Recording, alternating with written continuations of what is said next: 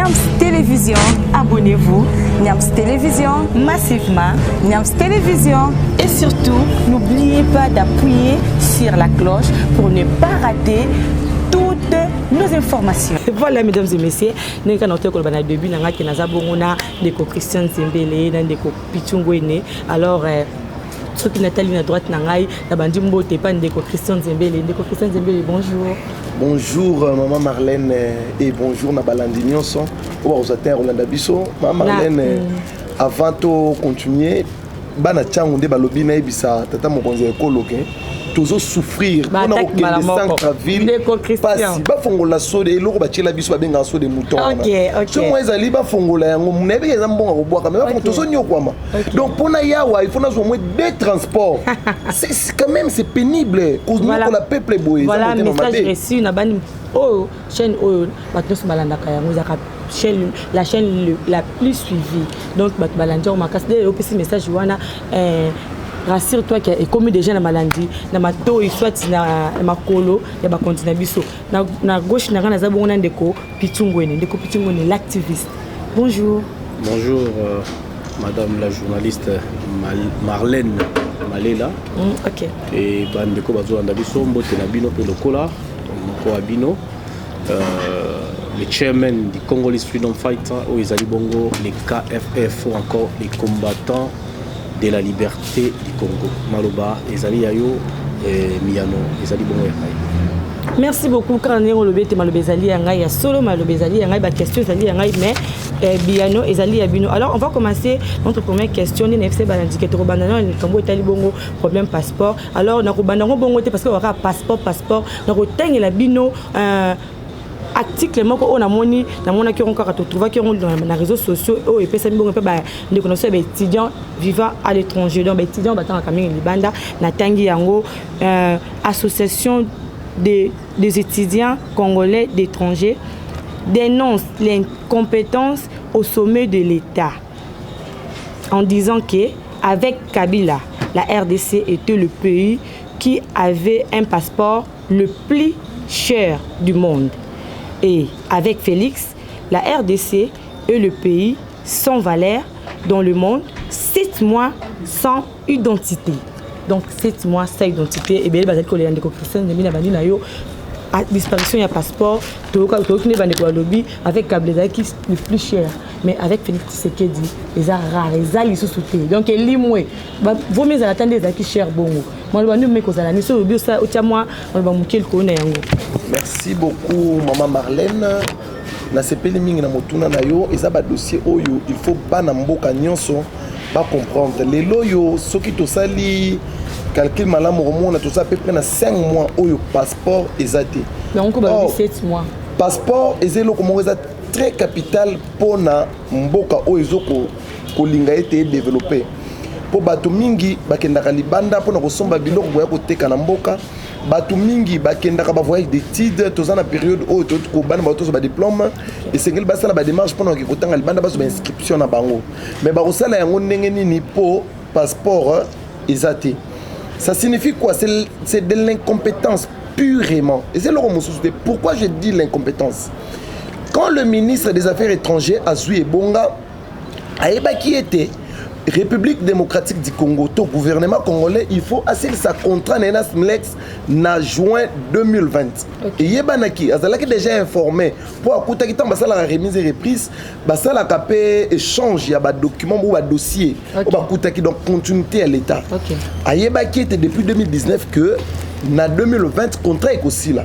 Qu'est-ce que et là on est singala qui ça là, on est à Goloba, on est à acquiser, on est à ça la dénonciation moi le kuta. Fala kinde ba signer déjà contrat soit na société mususu pour na koyeba ete société au contrat aussi là na juin donc na juin on a to banda de na société mususu pour rupture et la raté. Ne ba le ba diriger c'est prévoir. Mais le ko la bande on a biso ba na pouvoir mbangu sans que ba ça la préparer bande mususu ba su bango est-ce que ba zala ki ba su ba yaka comme ministre tel le ko to su bokonzi na biso yako comme ministre yaka pouvoir na biso yaka to comme ministre conséquence tala lelo mboka eza sans identité moyen ko kende libanda mboka eza te conséquence économie na biso que ils ont influence sur l'économie non moi na mboka ils ont influence sur l'enseignement compétence ko réaliser mais na ça ba conséquence OK merci beaucoup tant que diriger c'est prévoir tant que tu es incapable de prévoir c'est de l'incompétence purement OK merci beaucoup moi na mboka Christian Zembele nazoni côté pe moi na mboka Pichu yo zali pe activiste pe au vivre mingi na diaspora oyebi passe ni bomo na rapona likambo etali bongo passeport moni bandeko oyo ba étudiant vivant à l'étranger ba déclarer par rapport au tali passeport le monde de Christian Zembele a le biété ba konjo ba pouvoir pour ba diriger pour ba kamba surtout ba ministère wana baza na incompétence ya ko gérer yango moi le bandeko zani de connait yango bon l'alliance éternisée té ya kopé saka ndeko Christian ba réponse na lingi mingi na répondre bato yo ba Rolanda biso. OK. J'ai suivi vos critiques, j'ai suivi vos recommandations et j'essaye d'améliorer. OK. Il faut élever les débats madame. OK. Parce qu'il a dit que diriger en fait c'est prévoir. OK. Et gouverner c'est prévoir. En fait son mentor, il a gouverné pendant 18 ans. Il n'a rien prévu pour la République. OK.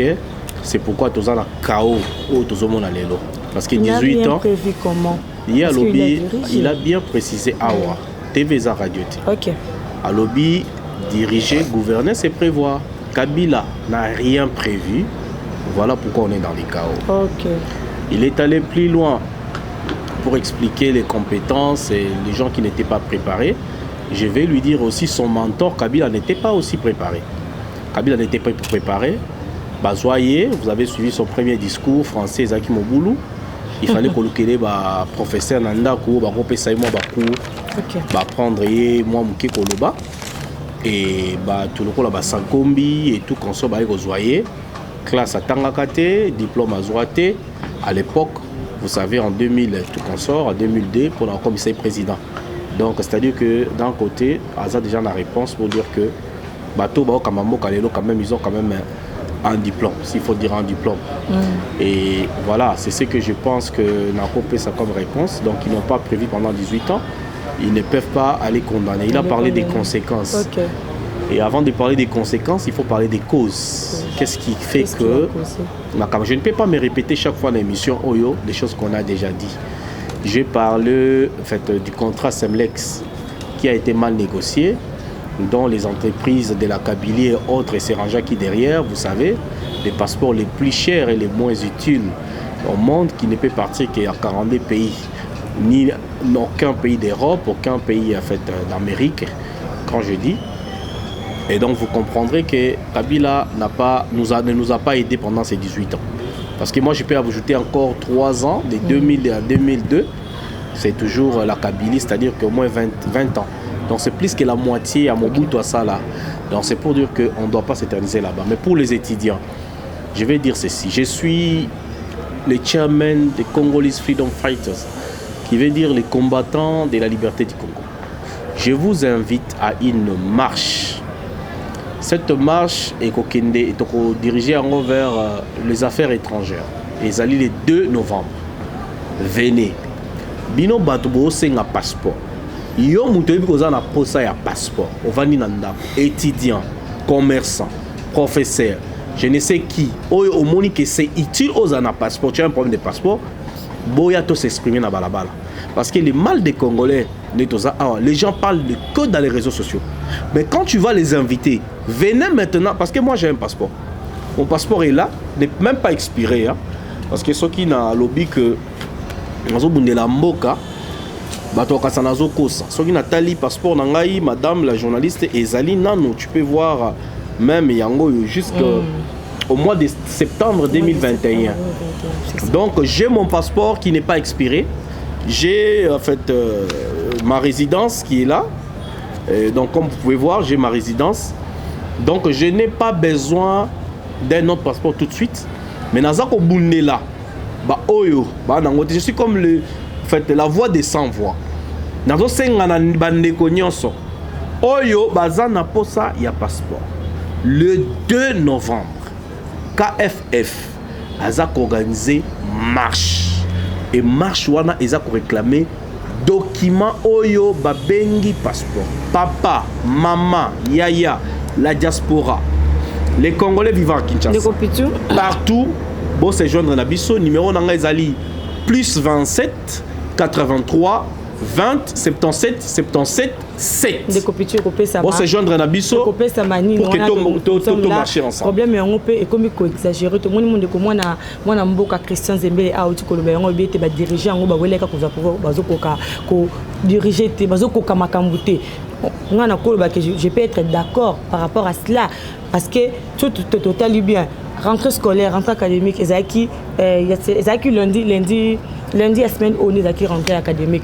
Mais tu sais quoi, étudiant musu batanga albanda bakeite. Et puis en plus chose grave, on a le salamate, ezako salama na bane o to zako sa ba journal. Hein? Au bas de ça résultat dans le journal ezako salima.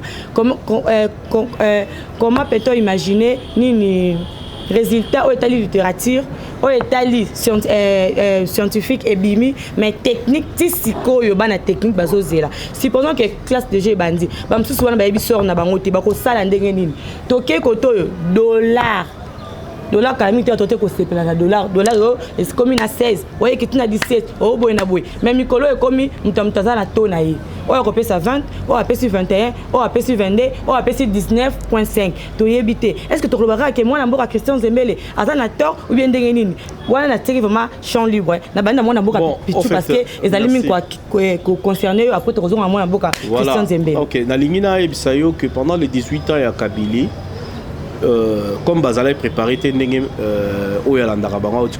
c'est pourquoi Baby Simboka ils ont permis à ce que l'infiltration d'abord est en Mboka, l'occupation et tout consort. À part ça, la Kabylie Babomi économie en Mboka, vous allez vous rappeler. Ce qui est le président Félix Azo quand port privé, c'est parmi les ports où la Kabylie va profiter d'ango. Régale les compagnies à moi Sinaye, maman l'ancienne première dame, Olive Lembe, de Bande Kofuta Badouante. Les amis que Bande Kota Namboka, Babomi Mboka. Mais voilà, et Futa Kadouante. Pendant tout ce temps-là, c'est la Kabylie qui était là au pouvoir pendant 18 ans, madame. Tokyo le Bablo côté, Tolo Babo, la Semlex. Si on va plus loin, on a des documents. Parce qu'il y a comment la pièce contre pièce. Ce qui t'a exigé que tu aies un document, la Kabylie est derrière cette aventure. Comment on appelle le Green Papers. Donc, ils ont parlé de ça et même les Jeannettes ont été citées dans l'affaire. Et même les Zoé Kabila dans cette affaire. C'est l'affaire de l'économie. Kabila a créé des entreprises au Congo pour l'économie en Boka. Non, laissez-moi parce que je dois finir. Aujourd'hui, l'économie congolaise est entre les mains des Libanais et des Indiens. On a aujourd'hui le market, les markets, tout le monde le loba. Entre les mains des étrangers. Que voulez-vous qu'on puisse vous dire plus que ça? Il est conscient. Christian Zembele, au moins, il a bonné quelques questions par rapport à bazo kokate instabilité tout comme ça c'est pour pas quitter au moins ndenge bazo so ki ba beza Kabylie ndempe bon pouvoir wana okolobani likone. Merci beaucoup maman Marlène na ina recadrer de konangai nazana sonita aux la kabiliste. Je suis fier d'être kabyliste et de défendre les idées de Joseph Kabila. Mais ceux qui ont l'équipe na TV, on a l'équipe, on a ça porte-parole à Joseph Kabila. Ni porte-parole à FCC, ni porte-parole à PPRD. Tu es au Canadien, on est journaliste. Na lobby boy, je suis kabyliste, je suis fier de l'autre. Mais tant on a eu un plateau na yo, na yété pour défendre Kabila ou tout la personne de Kabila. Alors na web sen de konangai, ceux qui tirent le débat na bango ko tika l'incarner na batu na individu. Bango de bazong sa Congo sima. Faut alors ba ngene bana faut tombola débat pour na tombola débat faut longola on ko coller débat na ba individu mais na ba valeur. Faut débat na biso comme na ba valeur na ba fait. Je suis venu ici pour parler de faits. Vrai ou faux passeport ça fait 5 mois et ça maté. Vrai ou faux? Tu parles des conséquences, tu ne parles pas des faits. Mais le problème n'est pas le baboui. Na lingina lo baboui. Les loyo na mboka na biso rien ne marche. Dans le c'est à cause de l'incompétence. Bandeko baye oleba sala musala bango mami boaki na koloba na lokuta na kokosa peuple. Na zotanga ba komba batute. Ndeko lobi makambo ya légal là. Je ne travaille pas là-bas. Et ça c'est entreprise bien organisée. Akoluka mutasala kuna baya ba discuter na ye. naza na tenter de répondre na ba débat wana ya niveau ese makasi ko na niveau wana nalobi boye baka ke nalingi na yebiso ke olia ko koloba na foto tanga mobeko to tanga loi zo régir mambo etali ba port est-ce que ba privé ba rosa na ba porte est-ce que exonération eza illégal ou bien légal. Vous comprenez, maman Sarah. Ce qui me dit tout ça, débat siriango, préparer jour to ya to lobela siriango na lobela. Mais les le lobby to lobela mamotali passeport. Yo mo lobby abe bana bazui diplôme d'état. Sikoyo. Faut pas que nous tanga li banda ya mboka. Bon, juste dans le baraka, ils ont moi qu'on sait comme que les réseaux sociaux qui va lobby de loterie à néo des points ne passer pour bêta on faut un passeport. Bah moi sur la un passeport et bêta on n'est ils ont inquiétude d'abord malgré je ne suis pas d'accord pour la bêta rangote pour on a Congo dans ça pour on a congolais. Na linga na lobake c'est de l'incompétence pays et ça la 5 mois sans passeport. Et ngolo babo ministre so bébé qui contrat na smilex ezaki mabe le ko la bébé qui faut ba kata yango. Tu fais comme on a fait, fallait qu'il y ait des précautions avant. Parce qu'il y a des précautions. Mais bon, il y a des précautions avant qu'on ait un contrat. On a bien c'est de l'incompétence. Nous avons une marche. Pour pas qu'on réclame. Mais pour nous dire que acte est ma bé, il y a Kabila. Manière où on justifie ma bé na Kabila, moi ça me dépasse. Nous sommes est-ce que nous sommes ça batou? Si on est des humains vraiment, tout ça bateau, il faut tout ça qu'on justifie ma bien à bateau. Si tu as que biso to changer, c'est que Kabila avait mal fait. Bino boye ko bongisa, il faut quoi si me berere ça ma oui ton demi ma bé salami mais to bongisa. C'est ça être aussi responsable, être aussi scientifique. Au lieu de justifier ma bien lelo na 18 ans Kabila. 18 ans Kabila, on justifie ma bien à 18 ans Kabila. Donc les lots critiquer, tu sais que dit tu critiquer gouvernement les lots, tu critiquer ba dirigeant les lots pour Kabila ça aura 18 ans. C'est ça c'est que ndeko linga lo bananga. C'est ça c'est que ndeko linga lo bananga. Mais ba so benga plateforme au facha outil ba benga cap pour le changement. Ba y a un changement mais bien la continuité à ma bé. Soit ba ko sabso Kabila ça aura ma bé. Donc je regrette beaucoup na bandeko nangai biloko bazo sala. Tout la débat tout ce qui débat est individu. Individu. Je ne suis pas venu ici défendre les individus mais plutôt les valeurs et critiquer Marambo et Salami Malamu pour encourager ou Salami bien. Moi n'amboka Christian Zembele les rôles le bela individu aux le bela valeur sur le tel valeur wana ils a toujours prôné par individu mais na peut-être ceux qui aux autres ni aux autres kabola yango mais tous allez wanter parce que TV ali radio T mais de marche au Samakilobi à la Mouka par rapport à la défense de l'intégrité territoriale. Tu as vu ma ramouse de Kanamine.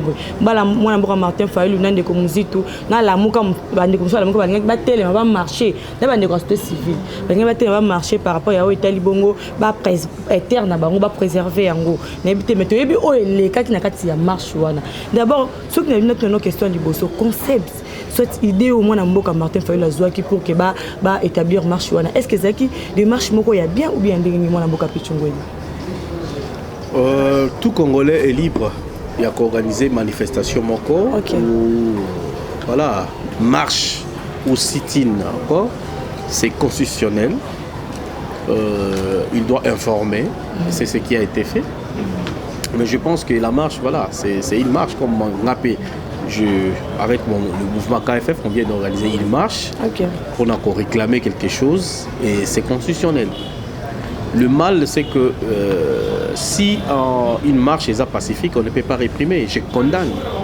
Moi, je suis neutre. Je ne suis pas déjà comme les kabylistes qui ne comprennent pas la mégestion et à Kabylie pendant 18 ans, qui ne comprennent pas les crimes les plus graves depuis l'humanité existant et Salima Namboka pendant Kabylie, qui ne comprend pas que Chebe y a Bomaye, qui ne comprend pas que Zabana a Bomaye, qui ne comprend pas que Thérèse la réflexion à Bango.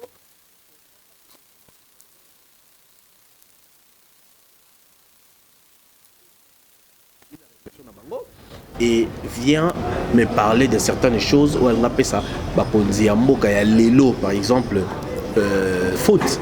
Mais moi je dirais aussi, je lui donnerais raison d'une part parce que il y a deux personnes qui se sont coalisées qui opposent le roi net traînant positif et Koutani les Basali comment on appelle cette coalition oui contre nature. Et j'ai toujours dit, si les kabylistes ne vont que passer sur les écrans pour critiquer leurs partenaires, je pense qu'il a choisi la mauvaise personne pour répondre à la place. Je suis un Congolais, amoureux et soucié de mon pays. Je combat pour les pays. Je ne peux pas faire seulement des analyses politiques. Le social et le peuple congolais. Le social et le peuple congolais. Le pays est par terre. Le pays est par terre. L'inflation monétaire, et s'accentuer pendant les 18 ans à Kabylie. Qu'est-ce que nous avons eu dans ces pays? Est-ce qu'il y a eu des entreprises qui ont ouvert au Congo? Est-ce qu'il y a eu les jeunes qui ont trouvé du travail? Est-ce qu'il y a eu les sociales du Congolais qui étaient garanties? Tout ça, est-ce qu'il y a eu combien des hôpitaux Kabila a construits ici dans les pays? Combien de centres de santé que vous connaissez? Est-ce que les jeunes, les chômeurs ont été payés? Est-ce que dans l'armée, il y a eu des gens qui ont été payés? Est-ce qu'aujourd'hui, dans la fonction publique, si vous allez, combien des noms des gens pour se payer et autres qui n'ont faveur à Bakondi. Même dans l'armée, il y en a nombreux. On ne peut pas continuer à parler que politique quand le social du Congolais n'est pas rassuré. Les transports, c'est un problème. Depuis Kabila, Mouzé Laurent Désiré Kabila avait exonéré les bis. Mais aujourd'hui, pendant les 18 ans de Kabylie, il a tout gâté au Congo. Tozoyo Kasomba, je l'aime, a vu même histoire à GLMT. C'est comme ça que vous voyez, il y a l'État qui n'a notable FCC. Pour répondre à ta question, madame, moi je dirais ceci. Tel que Toza Awa et la gestion Yamboka Ezokene, Kabila est responsable. La Kabylie est responsable. Et Lelo Oyo, un Kabylie ne peut pas se plaindre sur les plateaux parce que le chef du gouvernement, je vais pour en finir, le chef du gouvernement s'appelle Ilunga Ilunkamba. Et le ministre majoritaire, ce sont les ministres du FCC. Donc ils sont dans la gestion, dans la coalition. Mais je ne comprends pas pourquoi ils doivent venir s'attaquer à leurs partenaires. Moi je dirais plus, je condamne l'acte au Salemaki dans Martin Fayulu Madidi, qui est un opposant au Congo, qui a aussi les droits de manifester. Et je demande même dans la cellule Naïe, ceux qui s'ils peuvent aller plus loin, il y a qu'à interpeller le commandant de la police, parce qu'il a fait ça volontiers et l'infraction est individuelle. Donc le monsieur qui a trouvé les PID, ou a crevé ma pine Naïe, c'est monsieur, en fait, ça on appelle ça destruction méchante. Martin Fayulu qui n'a pas raison, écoutez, je suis un réaliste. Bien sûr que oui, il était parti pour défendre la terre de nos ancêtres. Par rapport à marché nayebi ko pesa même minute trop pesinde. D'accord. Na lobby boy, nazo rappeler na ndeko ke je ne suis pas venu ici soko lingi to organiser émission autour to lobela 18 ans Kabila ngana défendre et critiquer. Non.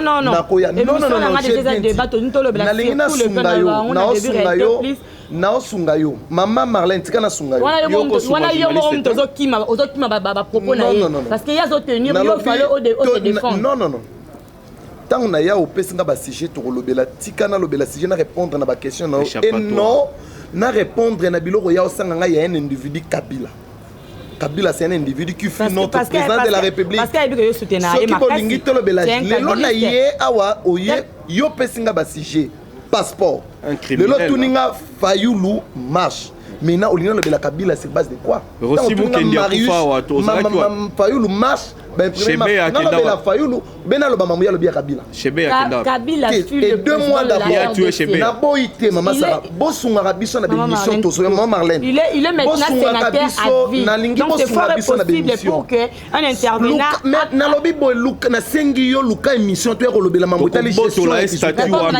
Nous allons ravir cette statue. Martin Fayulu m'a dit d'abord marche à l'Obinga non soutenir Yangote. Pour les opportunités, ils ont tina mokoté, na fond nango ils ont le remonter tina. Pourquoi? D'abord motivation exactée. Au point intégrité nationale, notre terre est égale toujours nenga bakate en 1885 mutazu yango azate, mutu pas lingi ko so yango azate. Ça c'est de 1. Donc marche wana ezaki na tina mokoté.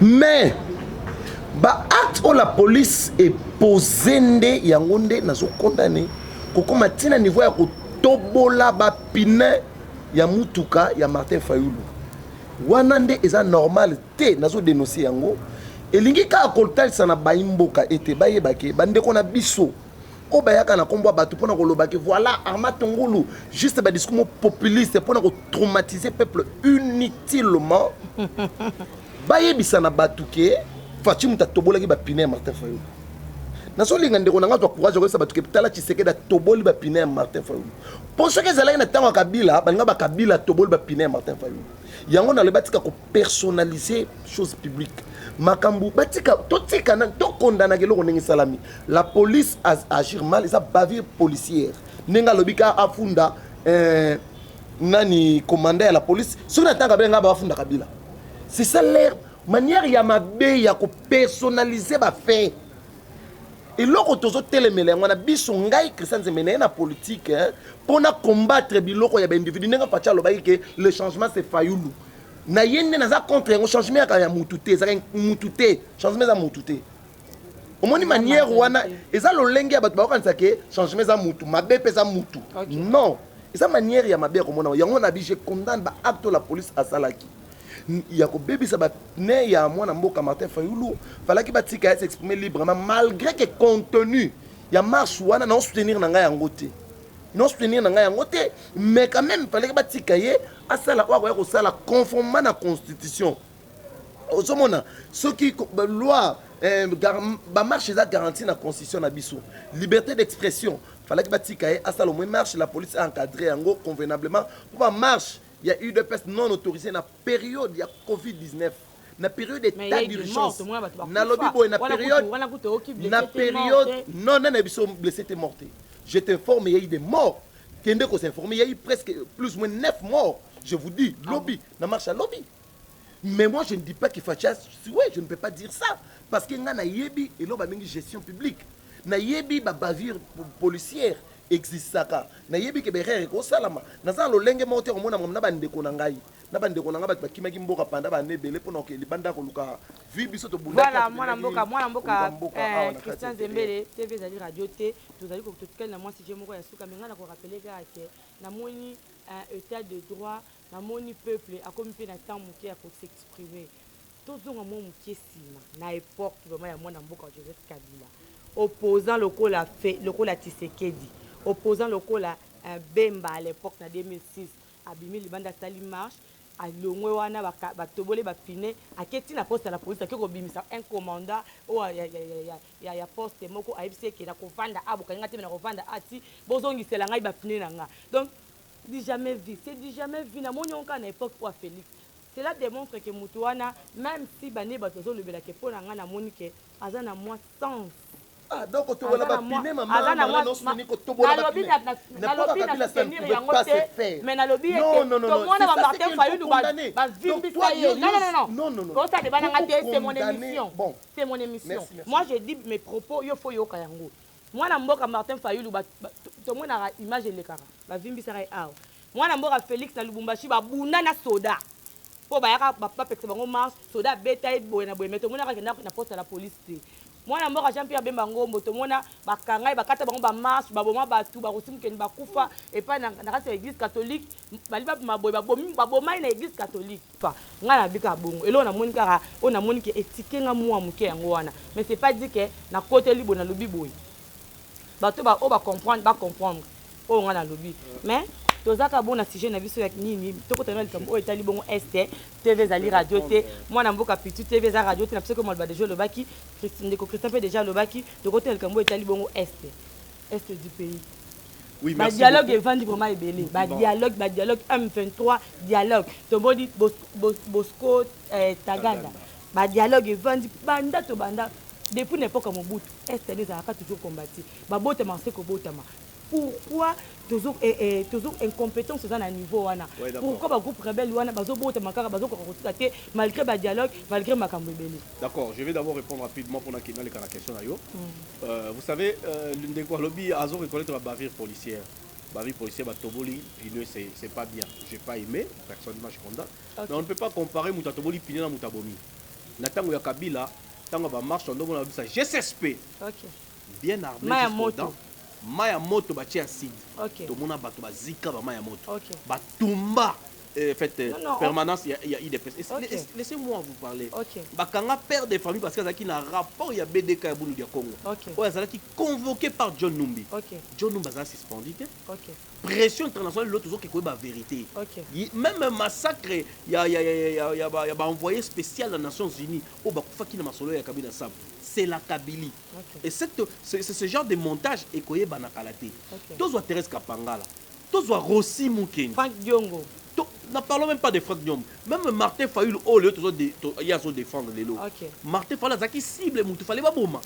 Imagine toi, le bêta Kayawana na Moutou, qui bombe lacrymogène. Sauf que ça qui l'issas. Aujourd'hui, on ne peut pas parler de Martin Fayul. Répression fatale avec des armes à feu. Kabila a fait ça pendant ses 18 ans. Il ne peut pas venir nous dire des choses comme on est des petits-enfants. Il faut aller lire l'histoire. Et qui se réfère. Il n'a pas de leçons à donner aux gens. Quand tu parles de la Kabylie, il faut avoir honte. C'est comme si tu es en train de baisser ta culotte devant des petits-enfants. Donc on est pas des petits-enfants pour parler des choses comme ça. Alors, pour en finir, vous nous parlez de Minembo. Je pense que j'ai parlé de ces dossiers. J'ai parlé des... Problème Est. Pourquoi des groupes armés persistent toujours, malgré le dialogue, malgré le dialogue, persistent toujours? Mais parce que c'était un contrat entre Kabila et ces petits groupes armés avec son mentor qui est le Rwanda.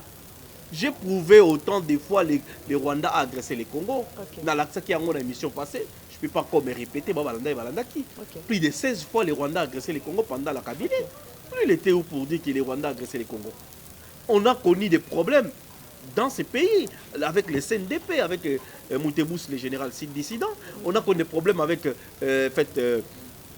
Kunda Batoire et avec son fameux CMDP et puis M23. Je vous informe que Kunda Batoire est Baïba Mbongo ya banque. Nord Kivu na Sud Kivu Bakima na Rwanda. À l'époque, avant Batinda Mouzamabe, il ne parle pas de ça. Mais c'est son pays à lui.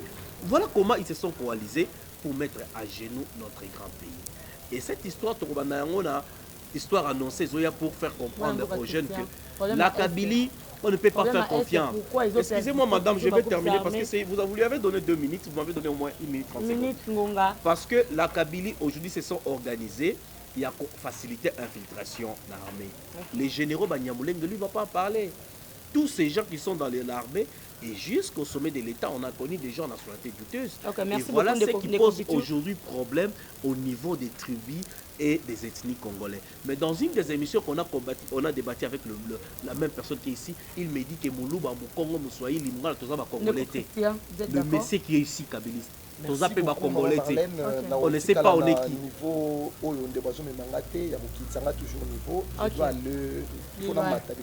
Parce que tu n'as pas d'argument. Merci beaucoup. Problème, il y a un groupe armé dans l'Est, ça n'a pas commencé avec Joseph Kabila. Un groupe armé et bandit depuis Kabila n'a pas botanité. Mais là, on a un problème, il y a un problème d'abord lié à l'économie. Parce que la pauvreté, jeune Oyo, attendant qu'elle a sa cité, Azou Moussala te facilement manipuler, notamment il y a un des de Cana Est, mingi conflit ethnique. Chaque tribu est un groupe armé. Parfois, la tribu n'a pas créé ba pays étranger ou ba pays frontalier profiter pour te soutenir groupe wana pour bango bikaka, notamment profiter pour nani. Il y a de grandes sociétés dans le monde, notamment les Samsung, les Apple, les téléphones, ils ont profité pour récolter dans l'Est à travers la guerre et les groupes armés. Le seul moyen, c'est de développer des milliers de projets. Au lieu de centraliser des projets à Kinshasa, mieux vaut quand même un projet belé miné ne kuna na est bisiko insécurité zali ko intégrer ba jeunes facilement ba zoko kota na groupe armé ko intégrer ba ko comme ça bango utile na société ko pesa bango musala ce qui musala ko sola na ba société wana officiellement au lieu ba zo ba minérer na biso na nenga moyibi et le kaka Rwanda Uganda pour que maman zona ba ke ko sala ba téléphone mieux vaut ba ko installer des ba société na ba na est République démocratique du Congo officiellement ba futa pas pour l'état ba ko tambongo na l'état na biso ba zo ba jeune wana na musala lobi kuna tokoki ko silisa likambo oyo ya ba groupe armé ona likambo ndeko lobi ya kena lobaki ke biso nso ba congolais oui na lobaki ngo j'affirme pour na zo yebisa papa na ngai ba ke Congo existait il y a de cela 135 ans seulement existence à Congo c'est la question sur ça congolais Landal quand même maman OK bien sûr répondre Congo ezaka existence dans 135 ans seulement mais moi je vous pose maintenant la question 135 ans avant aux arabes 135 ans avant la conférence de Berlin mais na tuni avant que Congo est contaminé la conférence de Berlin OK Congo République démocratique du Congo mais Congo indépendant ou Congo belge et botamina 1885 mais avant 1885 aux arabes nani bako on a besoin bazaka banani c'est pour cela que l'origine n'a pas Congo. Pour ceux qui sont dans le royaume Congo, il y a des royaumes Pende, il y a des empires Luba, il y a des royaumes Kuba. Il faut nous croire bango. Borgine na bango. Ndeko Christian. On a besoin de parler français. On a besoin de parler français. Ndeko Christian Zembele, na meti oyo tozolo bela. Mais je parlais d'origine. Parce que je parle d'origine. En 1885, tout le monde là bayaki bakabola ki ba pays. Tolobeli Congo, tolobeli Rwanda, tolobeli Uganda. Maman, yango wana soki ozo rejoindre nga ozo ndima ke tolobela makambo ya Congo ya 1885, on ne peut plus parler de Banyamulenge comme étant des Rwandais ou des étrangers. S'il faut reconnaître que nous tous nous sommes Congolais, en 1885 c'est que Banyamulenge aussi sont des Congolais. J'affirme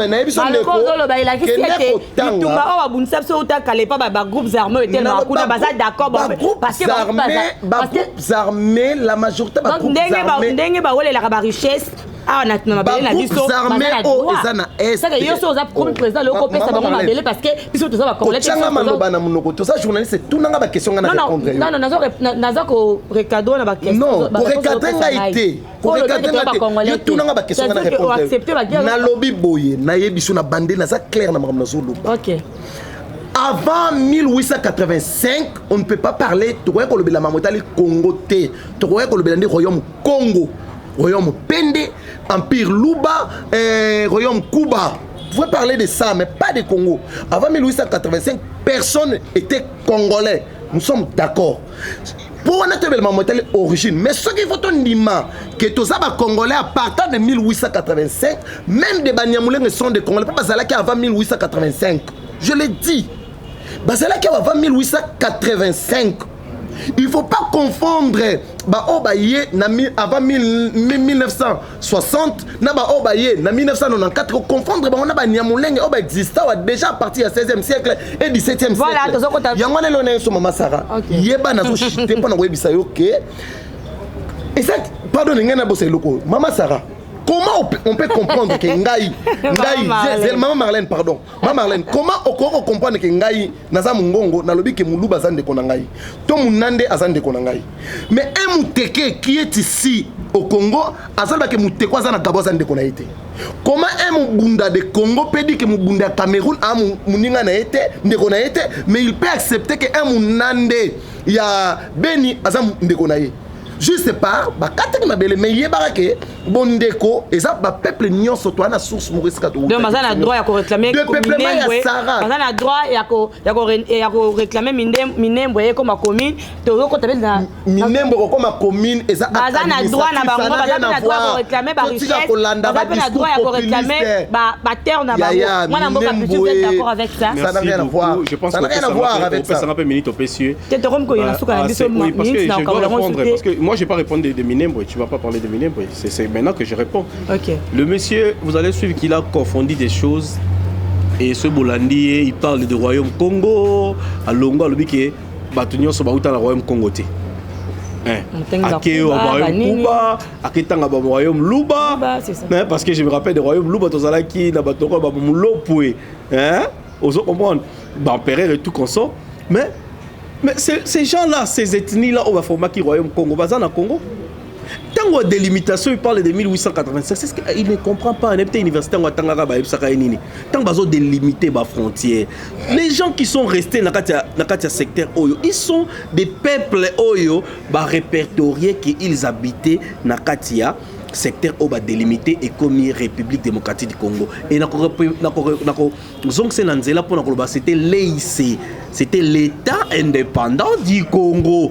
quand on parle l'État indépendant, c'est-à-dire que c'est une dépendance à propre à nous-mêmes. C'est-à-dire que non, je vais parler.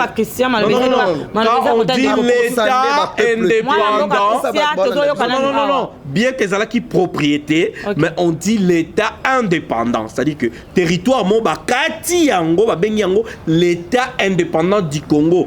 Contrairement à pays mususu ezalaki mupanzi et les tribus Banyamulenge ezalaki répertoriés en 1885. Là le bayaka avant, mais les gens qui sont venus avant bazaki répertoriés en 1885 bazaki répertoriés en 1930 bazaki répertoriés en 1956 Voilà là où moi je suis en train de balayer Babilo Kwaza Koloa parce qu'il veut faire du méli-mélo et les gens qui vont suivre ne vont pas saisir de quoi il est en train de parler. Pour parler de Azarias Roubero.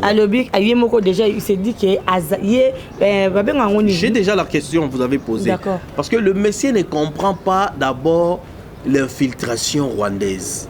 Il ne comprend pas l'histoire de l'infiltration. Comment est-ce que ces gens nous ont infiltrés? On se comprend. C'est qu'on appelle l'immigration des Banyarwanda. À se comprendre. Voilà pourquoi prochainement, nakoye la matière, mais à l'obaki fait la conférence de presse, Dobi a l'obaki que c'est pas lui qui avait installé. Que non mais Roubero a dit ceci pour citer. Roubero a dit ceci. Roubero c'était Inyenzi. Les Inyenzi ce sont des gens qui manipulent les autres et qui ont des paroles moko ya soukali pour na ko détruire bino. Yé akenda ki na caravane de la paix. Hier à côté na Batu, ba ministre Moussou na aéroport ya Bukavu décision ils ont mbala moko wana pour que ne minembo na délégation wana qui profite de l'autre. Alors c'est-à-dire que on n'est pas des petits enfants pour ne pas comprendre. Et j'ai doute fort que ce monsieur Christian est de nationalité congolaise. Lui-même il a nié sa nationalité, mais je pense sur Hollandais généalogie na ça Munyamulenge en face de moi mais déguisé. Voilà ce que moi je peux dire de ce monsieur. Mais vous qui suivez, je vous exhorte le 2 novembre, venez nombreux, tous en marche pour batela bater na biso batela culture na biso et kosunga peuple na biso à s'épanouir. Chaque population a sa terre. Il faut accepter, il faut accepter. Il n'y a pas là, c'est un faux débat. Non, il faut l'accepter. Moi, je suis congolais, je suis fier d'être congolais. Ça m'aide absolument même. Je suis fier d'être congolais. État indépendant Congo et les alaki ya ba congolais. Mais ici de quoi ça le kuta ba téléspectateur boyoka était état indépendant du Congo et alaki ya roi belge et alaki ya propriété privée na yé ezaki ba congolais. Non. Il a délimité cet espace appelé l'état indépendant du Congo. Monsieur Ozokosa, c'est toi qui mens. Je dis bien que Zalaki n'a dépendance. Je dis bien. Bien que Zalaki n'a dépendance, il ne faut pas dire de mensonges. Tu peux le défendre, c'est ton frère Munyamulenge. À se défendre qui bien na conférence de presse dengo lobby batu bazana terre Hollandais yango bayo kama mbia lobaki. Mais on est congolais. Mais oui, il est congolais. Nalobi. AFC Ndekomoko ya presse lobby. Yo za congolais plus kenga. Nalobi bo il est né au Congo. Ngena bisa ndeko yebake soki ba répertoria ba Nyamulenge était na liste ba tribu congolais c'est tout simplement parce que baza le seul peuple oyo yango nazo clôturer baza peuple oyo babundisa ki esclavagisme na avant 1885 bango nde babundaki na babelge ba yango monaka yango mona kuna Lumumba a combattu en 1968 indépendance Munyamulenge azali quoi nazolobela 16e na 17e siècle abundaki azoki indépendance de quoi ça c'est non na botanité c'est vraiment du Lumumba za mwana 1900 je ne peux pas laisser que les faussetés tu es censé connaître l'histoire en tant que journaliste. Les Banyamulenge ont combattu les colons. Comment on peut parler de Lumumba avant 1885? Non mais attends. Ils ont combattu pour avoir quelle indépendance? Non, pas indépendance. Ils ont combattu pour avoir avant 1885. L'esclavagisme. Les commerces c'est triangulaire. Oh, c'est les maquines à Libéria. Les Banyamulenge n'étaient pas. Donc, on sentit qu'il y a quelque chose dans ce plateau parce que on a Italie Mboka Nabiso, et surtout Marambo Italie. surtout makambo etali minembwe mwana mboka Ruberwa alors nous sommes arrivés à la fin de cette émission boyoki ndenge batenir bapopo na bango boyoki ndenge basali banaliste bapoint onga na soulevaki tolobelaki bongo likambo etali passeport oyo etali este oyo etali marché ya lobi na bani boyoki biyano nango na kati ya plateau.